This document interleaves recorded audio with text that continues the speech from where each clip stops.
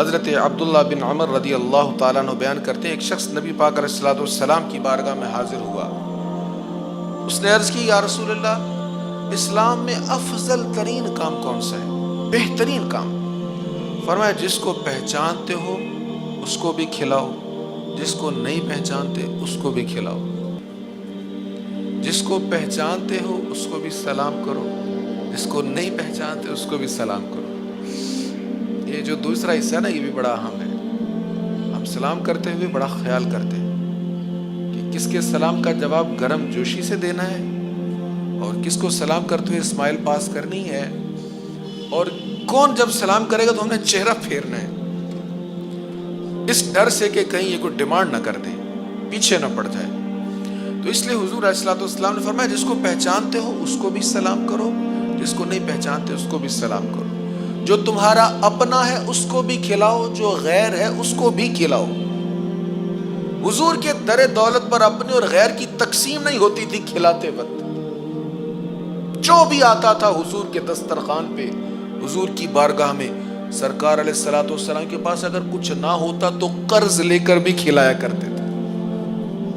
ایک دن فاروق اعظم عرض کرنے لگے، یا رسول اللہ، آپ کے پاس مال نہیں ہے تو آپ کو کیا ضرورت ہے قرض لینے کی؟ حضور کے چہرے پر ناراضگی آ گئی۔ ایک صحابی کہنے لگے، نہیں یا رسول اللہ، آپ قرض لیں اور اس کو صدقہ کریں۔ حضور نے فرمایا، ہاں، یہ تم نے اچھی بات کہی۔ ایسا حضور علیہ الصلوۃ والتسلیم کا عطا فرمانے کا انداز تھا۔ ایک مقام پر نبی پاک علیہ الصلوۃ والسلام نے فرمایا کہ کچھ کام ایسے ہیں جو انسان کی مغفرت کو واجب کر دیتے ہیں، انسان کی بخشش لازمی طور پر ہو جاتی ہے۔ فرمایا وہ کیا ہے؟ شعب الایمان کی طرف فرمایا وہ ہے بھوکوں کو کھانا کھلانا، لازمی طور پر اللہ تعالیٰ مغفرت فرما دیتا ہے۔ حضرت ابو سعید خدری رضی اللہ تعالیٰ عنہ بیان کرتے ہیں، رسول اللہ صلی اللہ علیہ وسلم نے فرمایا، جس شخص نے کسی بھوکے مسلمان کو کھانا کھلایا اللہ تعالیٰ اس کو جنت کے پھلوں سے کھلائے گا، اور جس شخص نے کسی بے لباس مسلمان کو لباس پہنایا اللہ تعالیٰ اس کو جنت کا سبز لباس پہنائے گا، خاص لباس جنت کا اللہ اس کو پہنائے گا، اور جس شخص نے کسی پیاسے مسلمان کو پانی پلایا اللہ تعالیٰ اس کو رحیق پلائے گا۔ یہ رحیق کیا ہے؟ محدثین اس کی شرح میں لکھتے ہیں، جنت کا خاص جام، شراب طہور، یہ اللہ اس کو پلائے گا جو دنیا میں پیاسوں کو پانی پلائے گا۔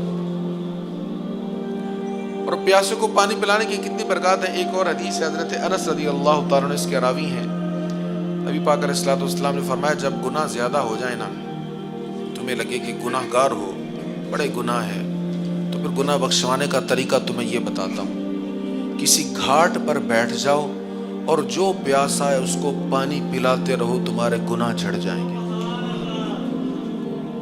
اب جو گھاٹ تک پہنچ گیا ہے، پانی اس سے کوئی دور ہے؟ وہ تو پانی کے قریب ہے نا، وہ خود بھی پی سکتا ہے نا وہاں سے، لیکن تھوڑی سی تم ہیلپ کر دو۔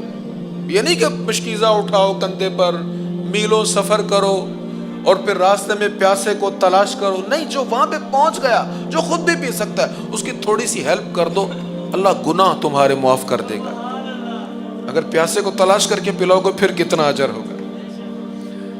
میں ایک بار مدینہ طیبہ حاضری کے لیے جا رہا تھا، تو ایک بزرگوں سے میری ملاقات ہوئی۔ میں نے کہا، جی کچھ مشورہ دیں، کیا کیا کرنا چاہیے وہاں جا کر؟ بڑا پیارا مشورہ عطا فرمایا۔ کہنے لگے، جو بھولا ہو اس کو راستے پہ پہنچا دو۔ پاکستانی بوڑھے بزرگ اکثر بھولے ہوتے ہیں، کارڈ جیب میں ہوتا ہے، تو ان کو کوشش کر کے ان کے گھر تک پہنچائیں، اور کوئی پیاسا ہو تو اس کو پانی پلائیں۔ میں نے کہا، جی اگر وہاں زمزم کے کولر کے پاس بیٹھ کر پلائیں، کہاں تو یہ بھی تو پلانا ہے۔ تو آپ کو بھی میں مشورہ دیتا ہوں، نیت کر لیں، انشاءاللہ جب کبھی جائیں، انشاءاللہ جائیں گے، حرمین طیبین میں، حرم مکہ میں ہو یا حرم مدینہ طیبہ میں ہو، تو جب پانی پینے لگے تو دیکھ لیں کوئی اور قریب ہے پینے والا، ایک گلاس اس کو پیش کر دیں، انشاءاللہ حرم شریف میں زمزم پلانے کا ثواب مل جائے گا۔